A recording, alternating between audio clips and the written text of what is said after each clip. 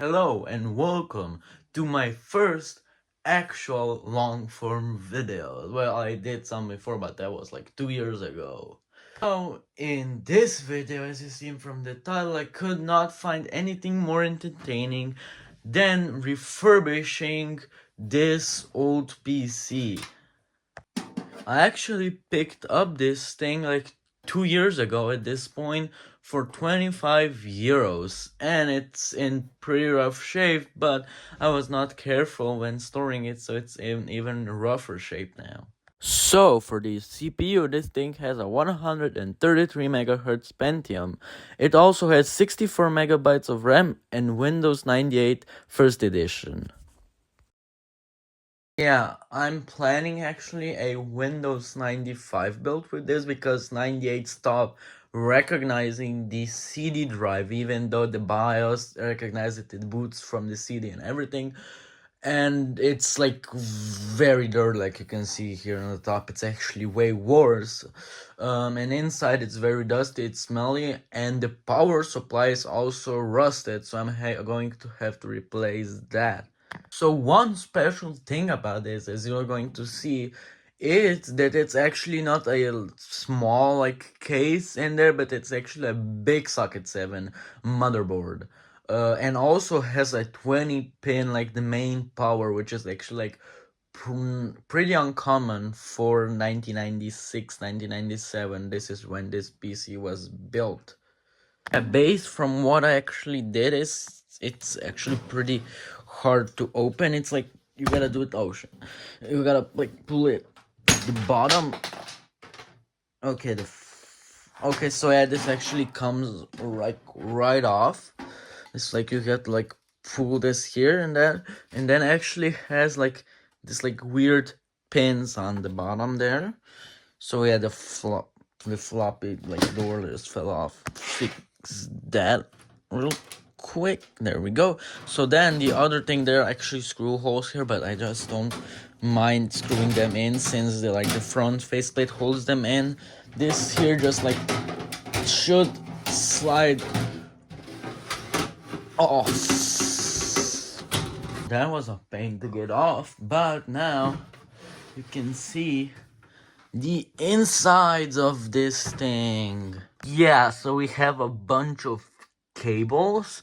You can actually see the rust. I actually sanded this down, and this power supply actually works. So here a bunch of like the power supply actually has this like this aux power, but it uses the 20 pin. So here up here is the hard drive, like very wobbly. So I'm actually going to already remove that. Oh, I forgot I didn't plug this. Okay. So it's a Seagate, and I think it's a 2 GB drive.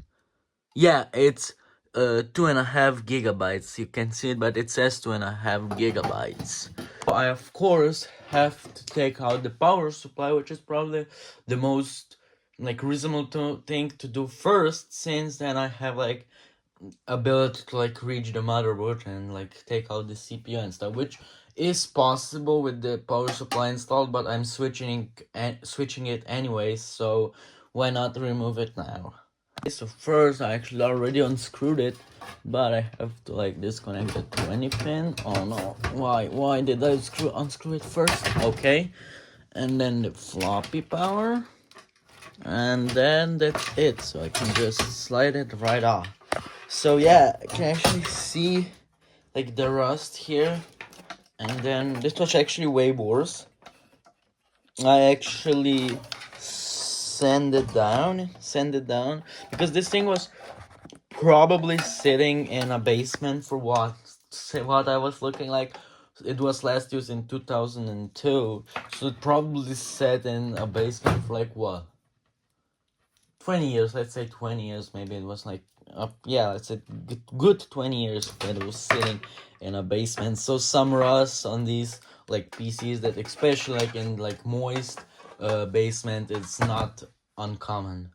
Now with the removed power supply, you can actually see that there is a 20-pin connector here for the main power.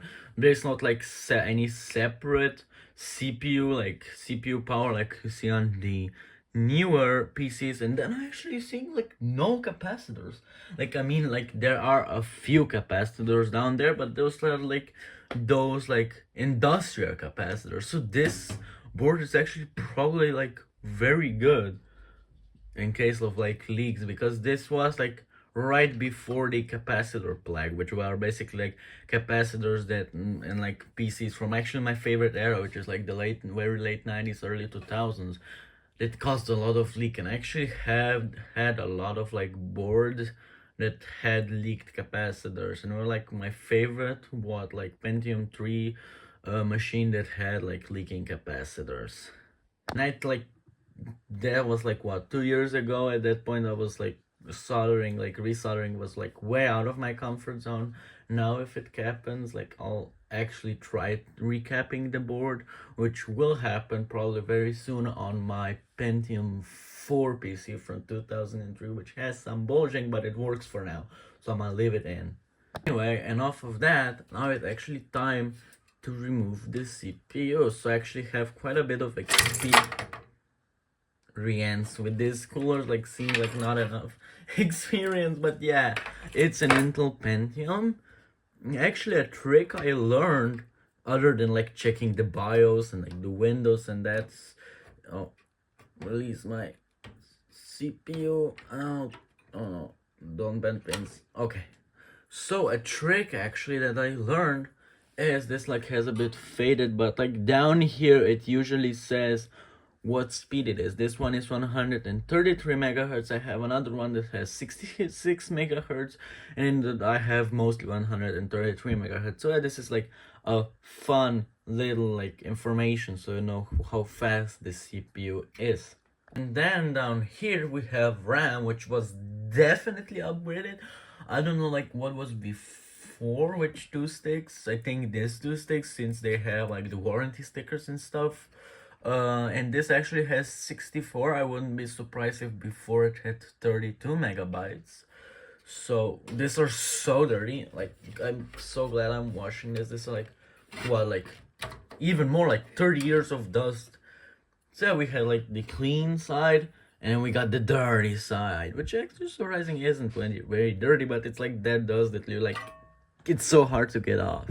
And it has silver, like the contact, like the pins are actually silver, which is really cool. Pop the other one out. Oh my god, it hurts so badly. Oh my god, I don't want to break the like RAM stick, but this is like, wait, okay, let's see a screwdriver here. Will this help? Okay, yeah, it did. So again, clean side, dirty side, which actually, like on this one is actually not very dirty, because it was probably like sandwiched between more sticks, so good thing. And then this stick, oh my god,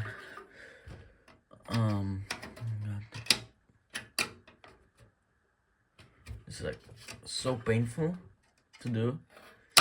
Oh no, oh no. Okay, so the RAM sticks are now removed, which actually has like the slots are actually black. On most PCs they're actually white, so this is another like interesting piece. Like this whole motherboard is like interesting. So now for the cards, which actually there are two cards, like there's no modem, no internet card. So first I think it's, yeah, the first one is a GPU.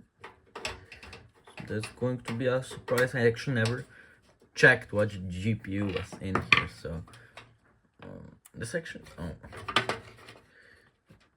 here, and like, okay, it's coming very slowly. Oh, okay, so it's an ATI card.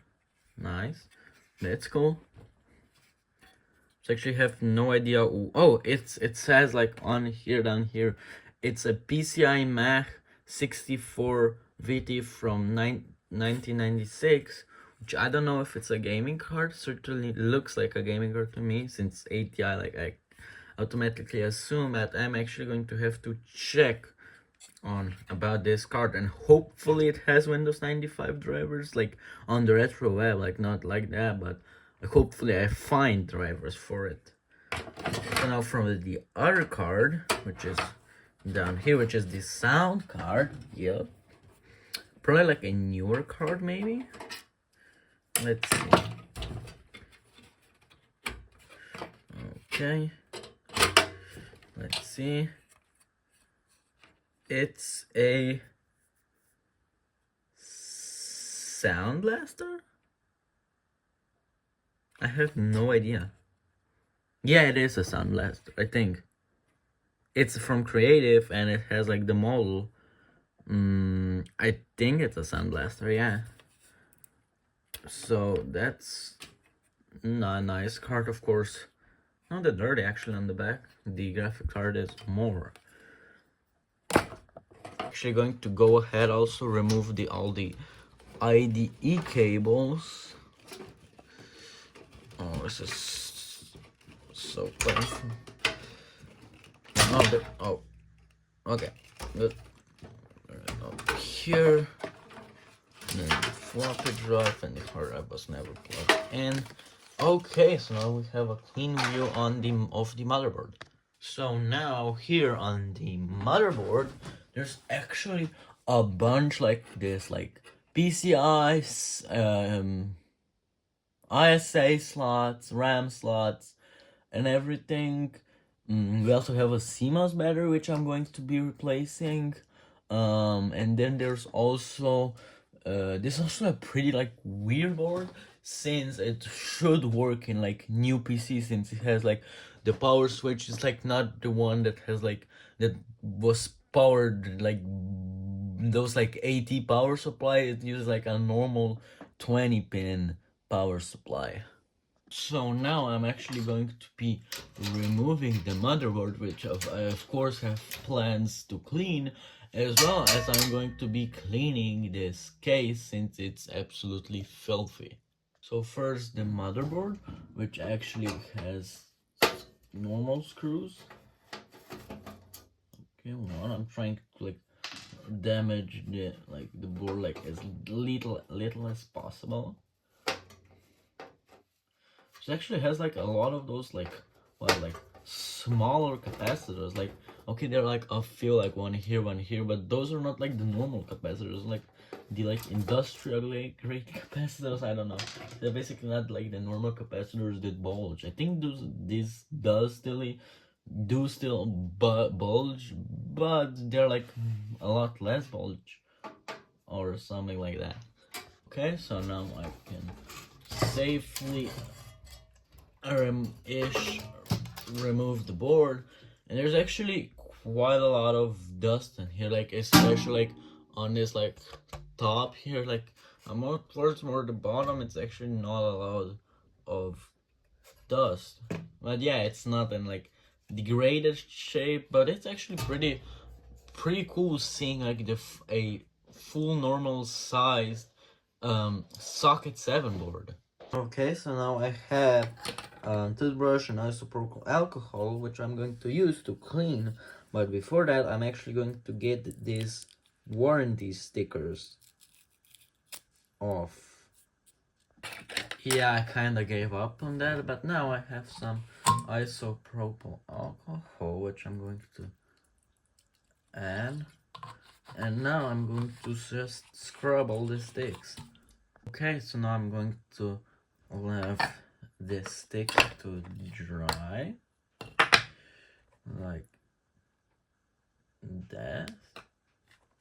There we go, one more. And now I'm going to be cleaning the sound card and the graphics card. Okay, so now that I've cleaned all the components, I'm going to leave them to dry, and now for the final part, I'm actually going to be cleaning the motherboard. I'm of course going to be very careful with this board, since by eBay pricing, this thing is worth between 100 and 200 euros.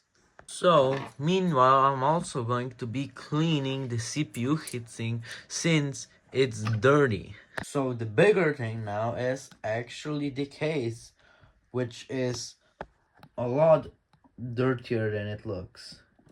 So I vacuumed the case and scrubbed like the panels and stuff. I'm also going to be replacing the CD drive with a DVD drive. So now that I've cleaned everything, it's time to put the PC back together.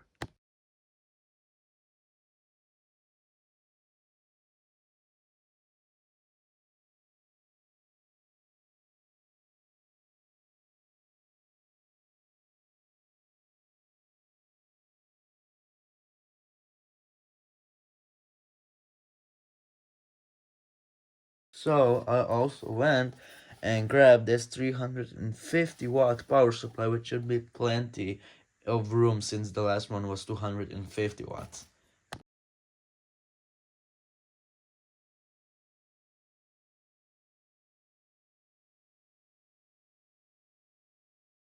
So now for the hard drive, I'm actually going to be leaving this Seagate in, and on top of that, I'll be adding this 40 gigabyte Seagate drive, which I'm going to install 95 on.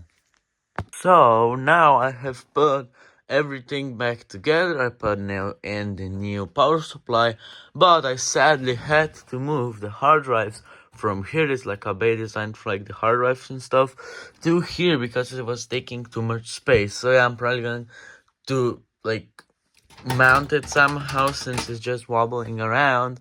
But yeah, before I like put the case on and everything, I actually have to test if I like wired everything up correctly, if the RAM is seated properly and everything. So I'm actually going to do that.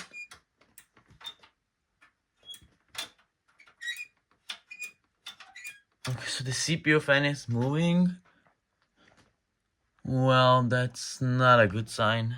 I'm going to take my bets that it's a power supply issue since this is like an untested power supply I just had laying around. So I'm going to put in a working like stress tested power supply from my Windows XP build, which I switched for a 500-watt power supply. Okay, so now I have a different power supply in here, which should be working. Oh, yeah, no way What the fuck was that? Like, there's no smoke, probably what isn't like dangerous or anything, but oh. Yeah, there was nothing like with them. Oh, well, yeah, I'm going to maybe even test the old rusty power supply, which actually should work. So, yeah. Okay, so I actually plugged in the old power supply.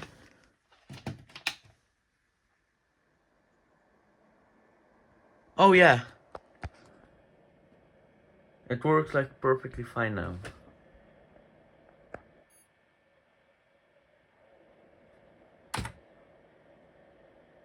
Yeah, it was just the power supply.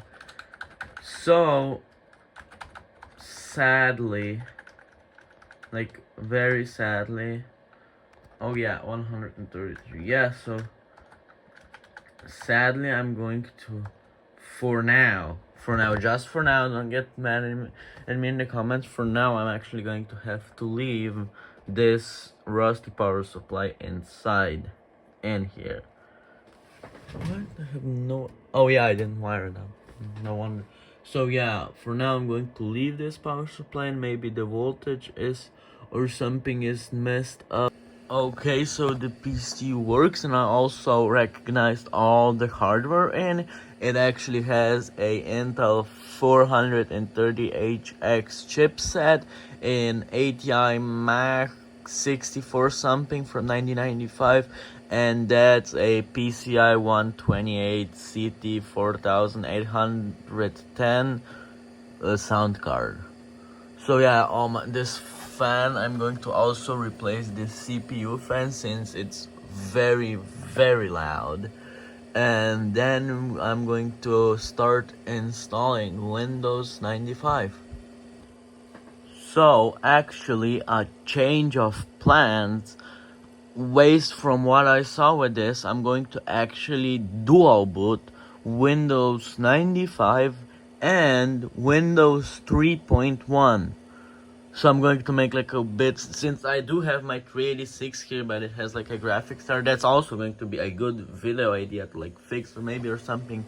So yeah, in this video I'm going to replace the fan. Then I'm going to make a part 2, since this video is getting pretty long, in which I'm going to install both Windows 95 and Windows 3.1.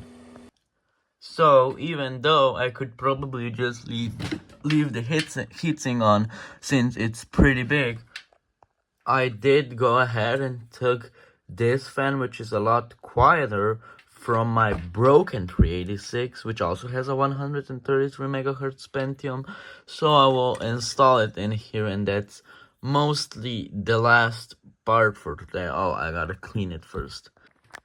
So yeah, now the new fan is installed, and actually, I mean, there's still some sound, but it's a lot quieter. Like, imagine putting a heatsink like this on like a modern PC.